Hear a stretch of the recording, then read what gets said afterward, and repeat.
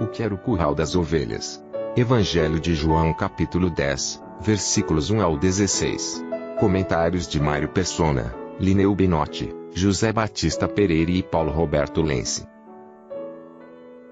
A Bíblia tem uma interpretação e mais de uma aplicação. E a interpretação dessa passagem, eu creio que ela é direcionada aos judeus, uma vez que nós estamos ainda nos evangelhos, quando o Senhor está tratando com os judeus, e especificamente com um remanescente, que é figura daquele remanescente que irá se levantar depois do arrebatamento da igreja. A igreja só surgiria no capítulo 2 de Atos. Então aqui nós estamos vendo esse pastor das ovelhas. As ovelhas são Israel. As ovelhas são o povo de Deus na terra. Embora, como eu disse, nós temos uma interpretação e mais de uma aplicação, pode-se aplicar também alguns termos aqui, os princípios aqui também à igreja. Mas a igreja nunca esteve num redil, nunca esteve aqui fala curral, né? Curral das ovelhas. A igreja não foi criada no curral das ovelhas. A igreja, ela não teve isso que Israel teve. O curral das ovelhas era todo o sistema legal que Deus estabeleceu, foi estabelecido por Deus, como uma forma de proteger o seu povo do ambiente externo. Era um muro, era uma separação física, física no sentido de leis e regras e tudo mais, que mantinha aquele povo dentro de um redil, dentro de um curral. Mas agora o pastor vem, e era prometido já no Antigo Testamento que viria um pastor e reuniria as ovelhas e cuidaria das ovelhas. E esse pastor estava aqui agora, era o próprio Senhor Jesus. Ele ainda, aqui ele fala na condição de pastor que vai dar a vida pelas suas ovelhas. Mais à frente ele fala no versículo 11, eu sou o bom pastor dá a sua vida pelas ovelhas. Esse é o mesmo pastor do Salmo 22, aquele que morre, aquele que entrega a sua vida pelas ovelhas, aquele é o pastor do Salmo 22. E ele é o pastor também do Salmo 23, mas aí no sentido de quem cuida das ovelhas.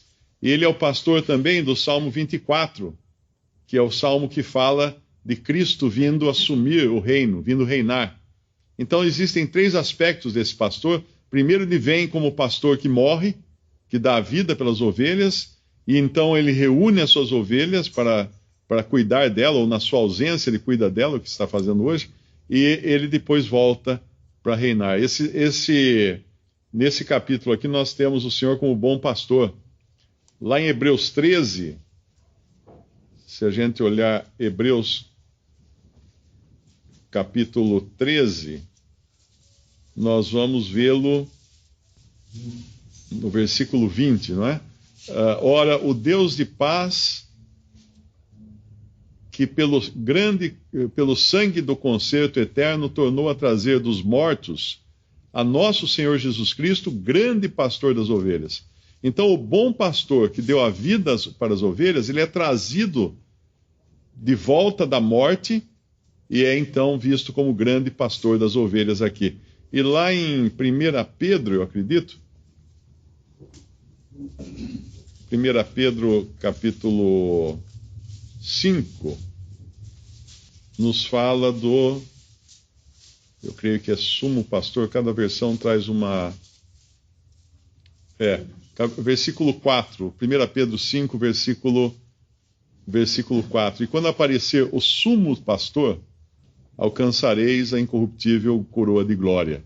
E esse aparecimento do sumo pastor é o que vem no final, que equivale ao Salmo 24.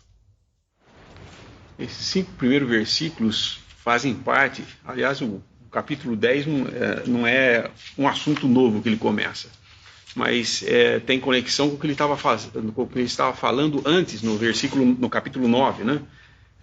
A respeito dos cegos, os fariseus que não viram a pessoa do Senhor Jesus, aquele que era a luz do mundo, e eles não viram, e ainda, além de não ver, ainda expulsaram aquele que havia sido curado da cegueira, porque eles não aceitavam esse milagre. Então, por isso que ele fala essa parábola.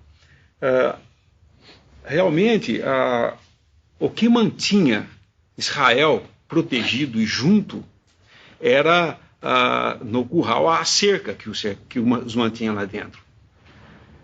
No cristianismo, o que nos mantém agora é o centro, não a periferia. Não tem nada nos segurando por fora para nos manter juntos, mas o centro que nos atrai.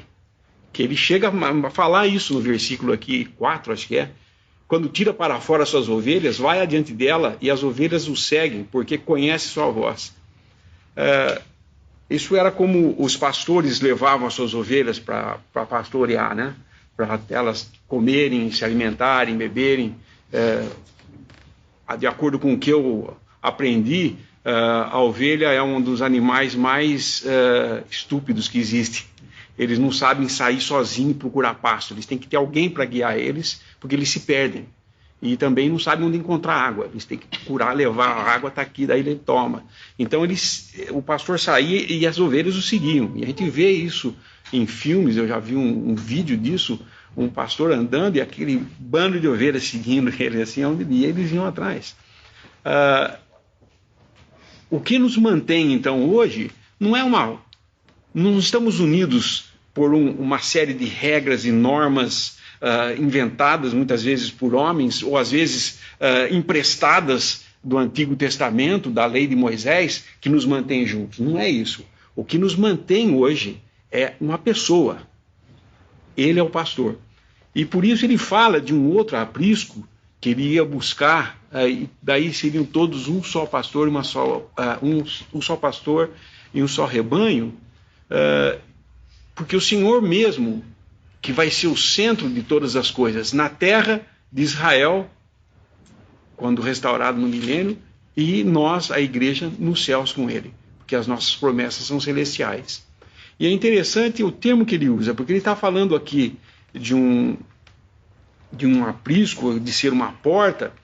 A palavra porta de um curral, na realidade ele não está falando que ele é a porta do curral, ele nunca falou isso. O que ele falou na realidade, eu sou a porta das ovelhas. Eu creio que está mais no sentido de que ele é o caminho para chegar aonde Deus quer que chegue, entendeu? Então, Israel, aquele povo que ele tinha chamado um dia e cercado eles com a lei de Moisés, dada através de Moisés, né? E com as promessas pelos profetas de que viria um Messias, viria um para guiá-los, quando ele veio, eles não deixaram entrar. Não ouviram a voz dele. E é isso que ele está falando. Vocês estão rejeitando aquele que é o caminho de entrada para esse rebanho. E vocês puseram essa cerca em volta e acho que é isso que está juntando vocês. Não vai ser. É o pastor. Tanto para eles quanto para nós. E insistirem em permanecer na lei, como os judeus aqui, falando não em permanecer, mas se justificando diante de Deus através da lei, achando que eles jamais entrariam em qualquer julgamento, porque eles eram Israel escolhido de Deus. Como Deus poderia ter prometido que eles seriam o povo e que não entrariam, né, que iria dar livramento para eles, tudo, e agora ele ia julgar? Não. E por eles achavam que porque faziam boas obras, porque tinham a lei, porque se circuncidavam, todas essas coisas, esses cerimoniais que eram sombras do verdadeiro, eles se baseavam nisso para rejeitar o verdadeiro Messias. E ele está falando da cegueira deles aqui. Mais na frente ele vai falar outra vez, no finalzinho desse assunto, no versículo 21, ele torna a falar: pode, porventura, um demônio abrir os olhos aos cegos? Ele está falando do assunto do cego ainda, não é um outro capítulo. Aqui não começa o capítulo do bom pastor, né? Como muitas vezes é falado.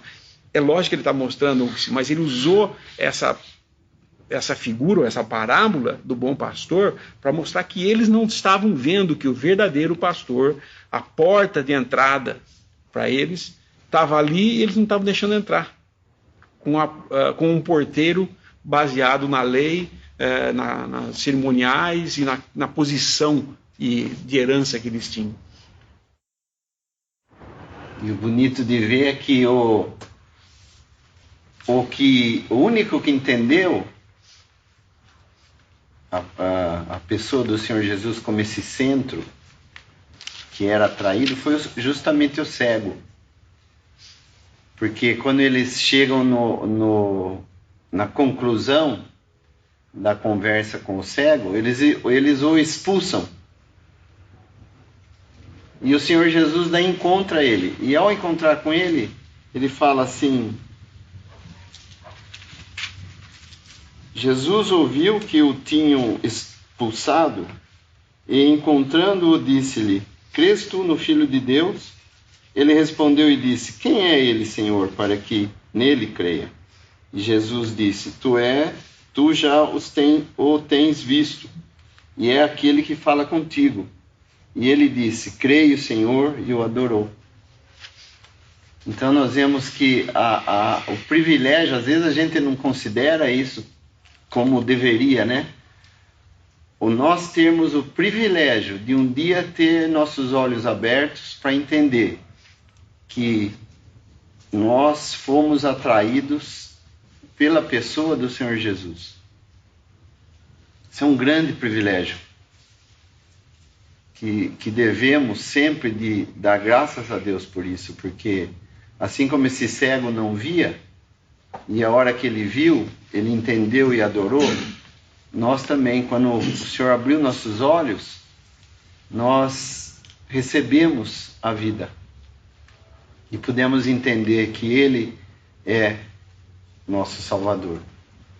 Ele que veio a esse mundo e se ofereceu como sacrifício, e espera agora de cada um de nós a resposta dos nossos corações para com Ele, em vista de tudo que fez por nós.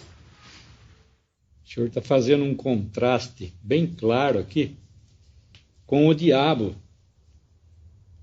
Ele está mostrando para eles, inclusive no capítulo 8 diz que vós tendes por pai o diabo. E algumas qualificações aqui do diabo: ladrão e salteador, no versículo 1. Depois,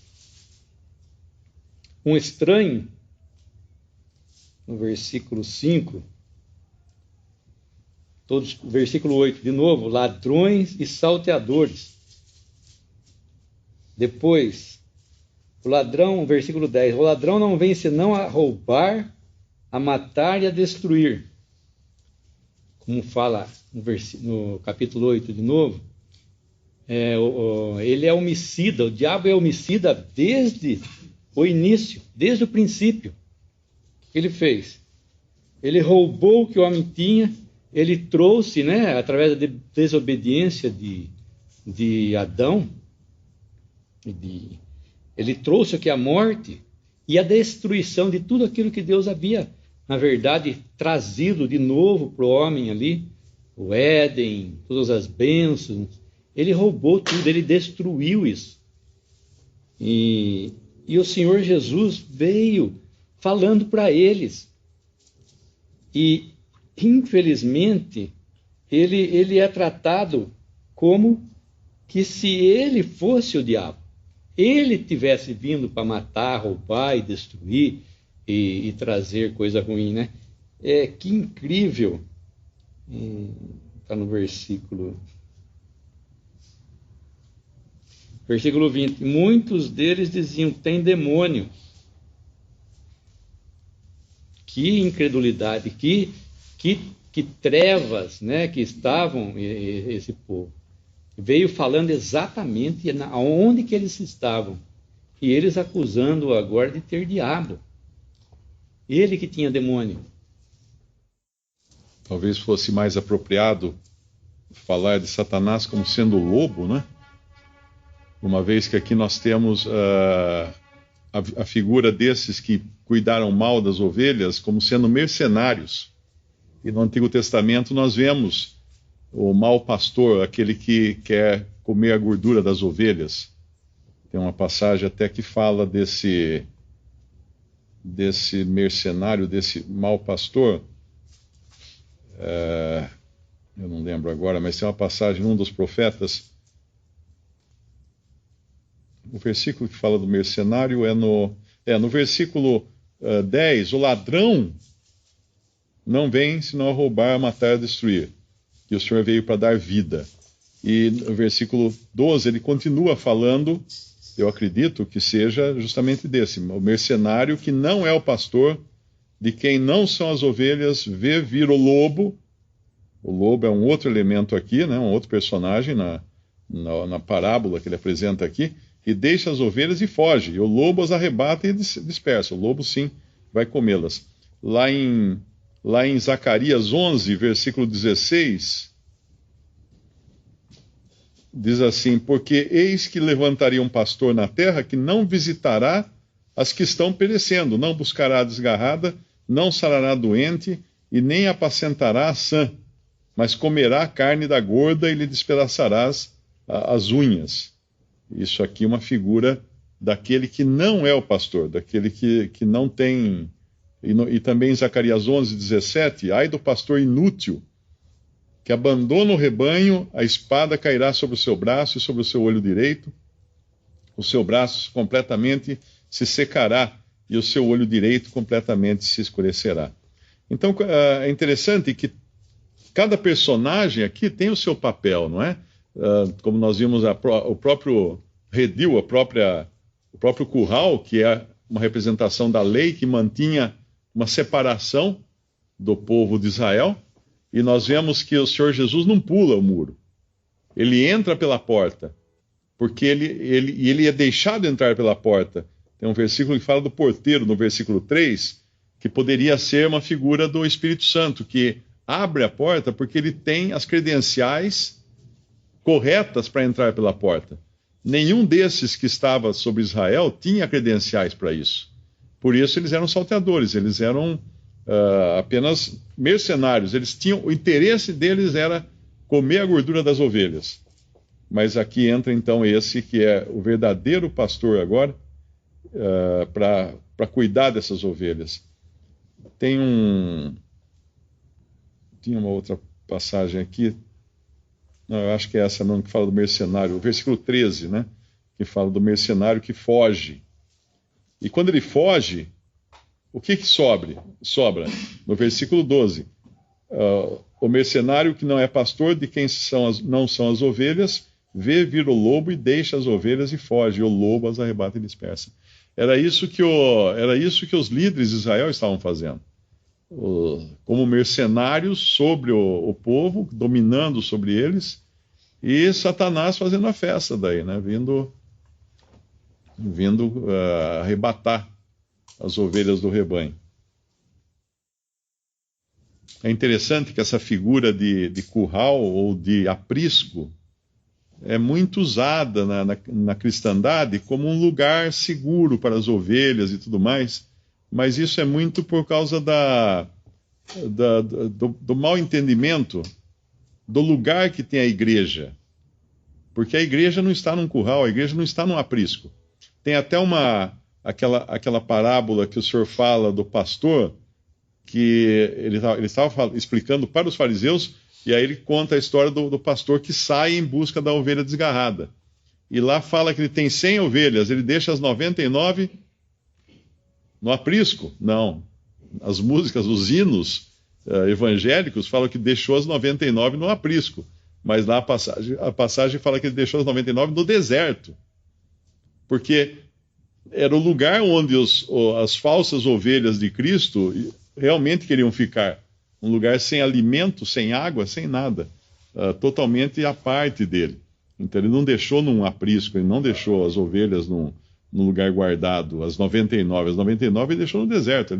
Eram aqueles fariseus que se achavam, né, como sendo alguma coisa. Eu acho que é João isso aí, não é? Onde? Não lembro agora. Hã? Lucas capítulo 15. Isso, Lucas capítulo 15. Versículo 1. E chegando-se a ele todos os publicanos e pecadores para o ouvir, e os fariseus e os escribas murmuravam, dizendo: Este recebe pecadores e come com eles. E ele lhes propôs, aos fariseus e escribas, uma parábola, dizendo: Que homem dentre vós, tendo 100 ovelhas e perdendo uma delas, não deixa no deserto as 99 e não vai após a perdida até que venha a achá-la? E achando-a, a põe sobre os seus ombros, cheio de júbilo. E chegando à sua casa, convoca os amigos e vizinhos, dizendo-lhes: Alegrai-vos comigo, porque já achei a minha ovelha perdida. Digo-vos que assim haverá alegria no céu por um pecador que se arrepende, mais do que por 99 justos, que não necessitam de arrependimento. Isso aqui ele estava dando uma indireta, bem direta, para esses fariseus que se achavam justos. Que ele, na realidade, na parábola, ele está largando os 99 no deserto. E quando ele traz a ovelha perdida, ele não traz ela para juntar aos 99. Ele traz para sua própria casa. Esse é o lugar que Cristo tem os seus. Um irmão definiu Israel como sendo um círculo sem centro, que seria a figura do curral, não é? E a igreja como sendo um centro sem círculo. Quer dizer, não tem nada que a segure por fora. O nosso próprio capítulo também tem essa diferença, porque ele fala do aprisco, né? Que é Israel, e no versículo 16, 15 e 16, ele fala: Assim como o Pai me conhece a mim, também eu conheço o Pai, e dou a minha vida pelas ovelhas. Ainda tenho outras ovelhas que não são deste aprisco. Também me convém agregar estas, e elas ouvirão a minha voz, e haverá um rebanho e um pastor. Um rebanho, não um aprisco. Então ele diferencia, né, que ele estava tirando do aprisco essas ovelhas, esse remanescente, e depois então ia haver um pastor e um rebanho, não um aprisco. Para mim nunca ficou muito claro se nós poderíamos aplicar essas outras ovelhas à igreja ou aos gentios que serão reunidos depois na terra. Não sei se algum irmão tem uma opinião sobre isso. Eu sei que lá em Hebreus ele fala de ovelhas que insistem em ficar no aprisco, né? Que a carta aos Hebreus é aqueles que não queriam largar o aprisco. E por isso que o Senhor vai convidá-los a sair do acampamento ou do arraial judaizante. Mas nessa passagem aqui, não sei, talvez como tipo poderia aplicar para a igreja, né? Ou não. Eu acredito que é bem próprio, porque ele está tirando um remanescente do aprisco de Israel, e, como já disse, não para colocá-lo em outro aprisco aqui, mas tirando e formando um rebanho, que entram então os gentios. A igreja é formada de gentios, né, e dos judeus, dos israelitas que creram.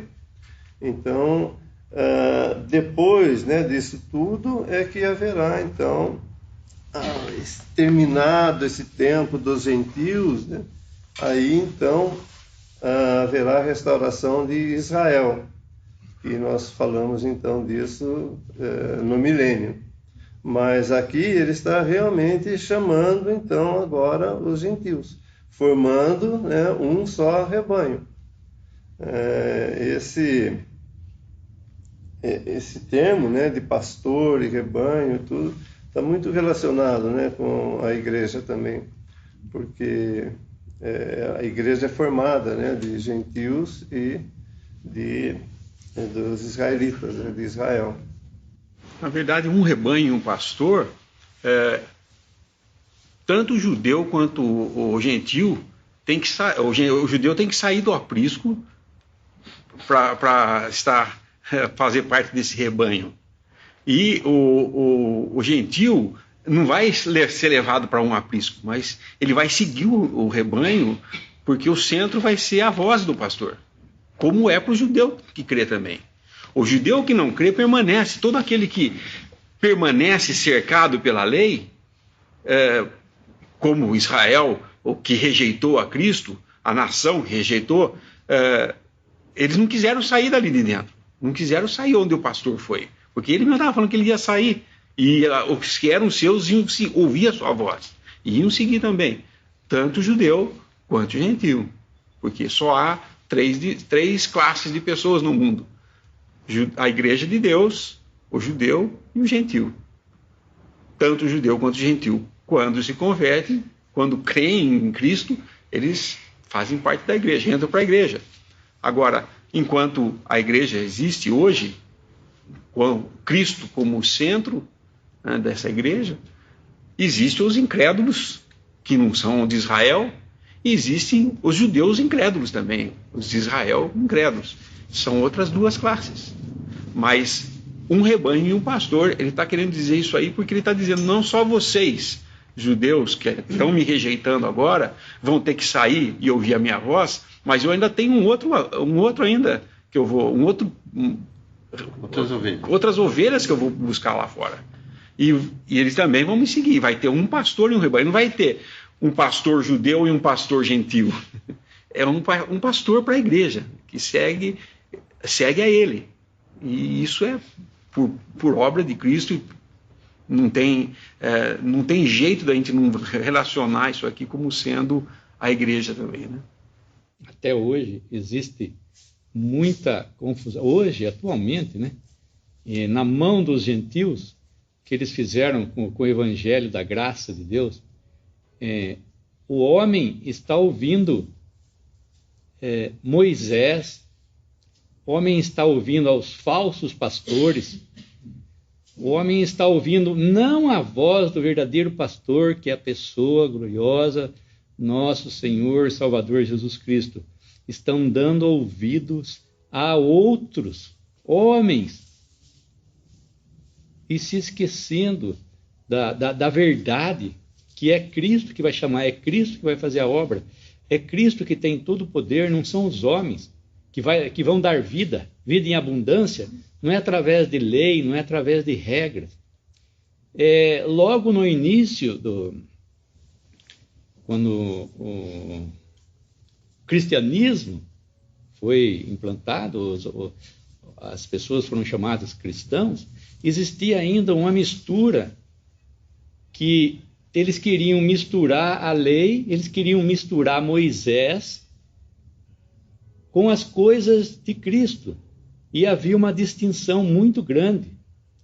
Se eles tivessem ouvido a voz do pastor, do Senhor Jesus, que ele disse que ele tinha outras ovelhas, que não era daquele aprisco, que era Israel, e que ele ia agregar a elas também.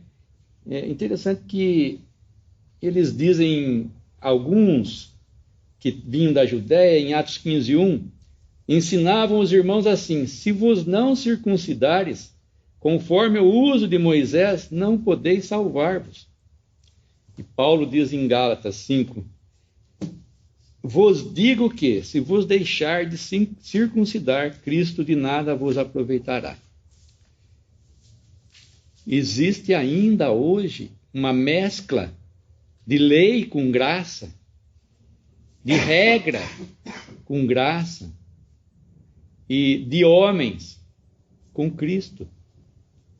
Só Cristo, só a pessoa, só um homem, a pessoa de Cristo é que salva. Só a pessoa de Cristo, só a voz dele é que tem poder. Outra coisa que caracteriza também de que se trata da igreja, faz parte da igreja, é a questão do lobo, né? Se nós arremetermos isso aqui apenas para o milênio, que haverá essa bênção, né, para os gentios e judeus, no milênio não tem lobo, o lobo está preso, é Satanás que está lá no abismo. E aqui nós estamos vendo que o gozo do cristão, a certeza do cristão é que ninguém tira da mão de Cristo uma ovelha, e nem tira da mão do Pai. Então, esse tempo aqui que nós estamos vivendo, em que o lobo está aí, mas ele não tira, ele não pode, não tem esse poder de tirar uma ovelha da mão de Cristo e nem da mão do Pai. Por isso que a maravilha do capítulo também fala dessa unidade. Eu e o Pai somos um.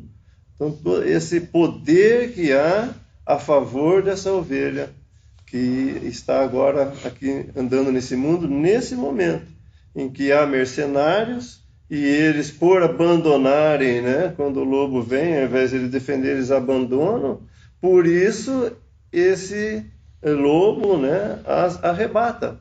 E essa palavra arrebatar é muito forte, né?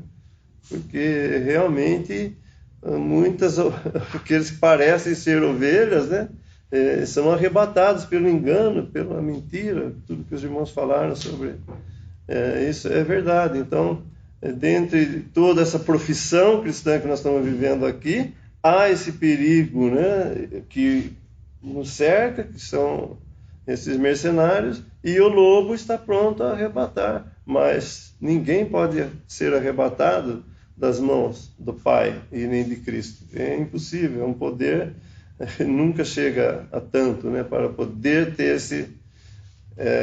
tirar, né, uma ovelha das mãos do pastor e das mãos do Pai.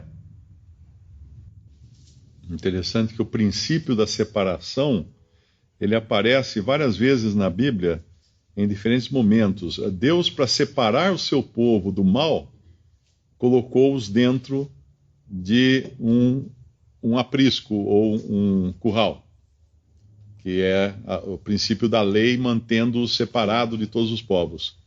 Mas uma vez que ele tira esse povo para fora, agora o Senhor tira esse povo para fora, ele primeiro chama, né? No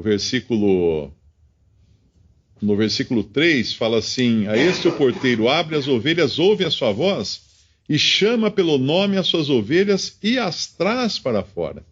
E quando tira para fora as suas ovelhas, vai adiante delas, e as ovelhas o seguem porque conhecem a sua voz. É interessante que ele não é um pastor passivo, que apenas chama e sai andando, e elas que quiserem que o sigam, né?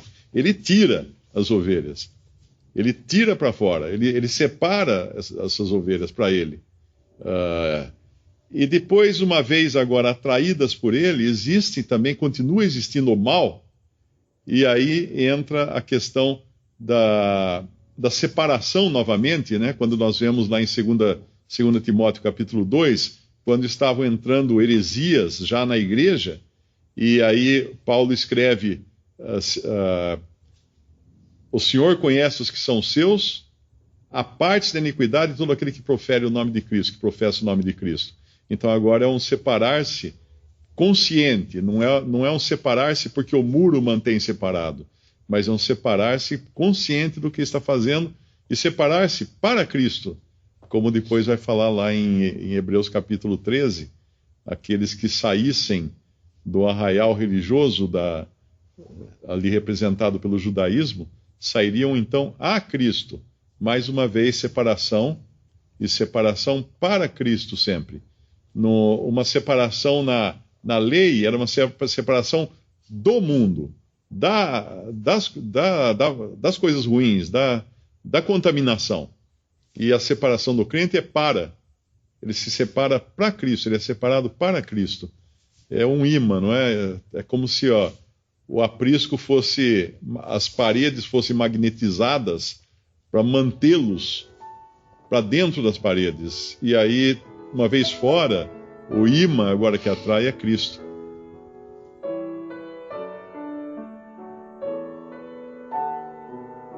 Visite Respondi.com.br. Visite também 3minutos.net.